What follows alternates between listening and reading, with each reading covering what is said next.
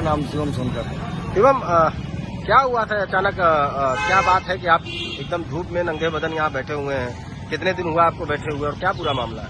साहब मेरा ये 6वां दिन धरने का है। मैं शैक्षणिक न्याय की लड़ाई लड़ रहा हूँ। मेरे विभाग में पीएचडी प्रवेश सत्र 2024-25 के लिए आवेदन मंगाए गए थे। 7 सीटों पर मेरे विभाग में आवेदन मंगाए गए थे।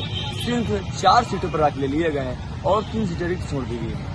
ये सीटें क्यों रिक्त छोड़ दी गई हैं? जब योग्य उम्मीदवारों ने इंटरव्यू दिया था, काउंसिलिंग प्रक्रिया को पार किया था, वो सीटें किसके लिए छोड़ी गई हैं, क्यों छोड़ी गई हैं? वो सीटें मैं लगातार 6 दिनों से शैक्षणिक न्याय की लड़ाई लड़ रहा हूँ। वो सीटें अभी तक क्यों नहीं भरी गई हैं? तो क्या मैंने कहीं नहीं कहा कि दाखिला मेरा कर दिया जाए।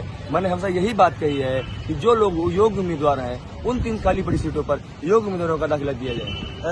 आरक्षित सीट की बात हो रही है, एसटी कोटे की बात हो रही है। बेचू का कहना है कि नहीं, वो ऑलरेडी उस सीट पे एडमिशन हो चुका है और आपका जो नंबर है वो नंबर कम है।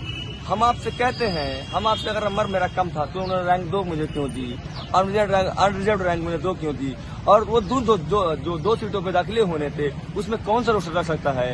ये बहुत ही असंवैधानिक है, ये गैर चिंतनापूर्ण उनका बयान है।